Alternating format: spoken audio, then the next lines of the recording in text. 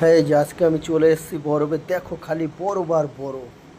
এত বরফ চোখে না দেখলে বিশ্বাস করতে পারবে না। খালি বরফ, যেদিকে তাকাই বরফ। আজকে তোমাদের খালি বরফই দেখাবো। খালি পাহাড়ে উঠবো আর বরফ দেখাবো। ঠিক আছে, দেখতে থাকো। শুধু বরফ আর বরফ, চারোদিকে বরফ।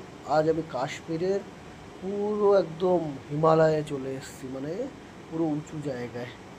খালি সেখানে 0 পয়েন্ট, পুরো বরফ। দেখো আমি ওই যে, আর এই যে আমার ভাইয়ের এখানে বরফ। আমি একটা টাওয়ার, আবার পাহাড়ের উপরে একটা টাওয়ারও আছে।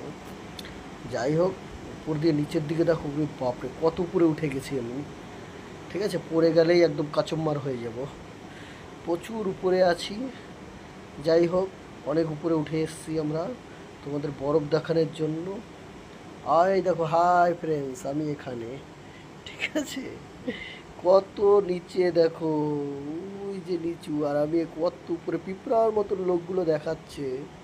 ঠিক আছে, আর এই যে আমি সাহস করে উপরে উঠে এসেছি। দেখো, যাই হোক, আমার খুব মজা লাগছে। আজকে বরফে এসেছি, তাই সবাইকে নিয়ে দেখানোর জন্য। যাক, এখন আমি 2 দিন ধরে বেশ বরফেই যাব আর দেখাবো তোমাদের।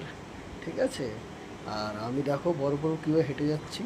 স্লিপেরও কোনো ভয় নেই, আমি বিন্দাস হেঁটে যাচ্ছি। আর এই যে এখন নাম লিখবো।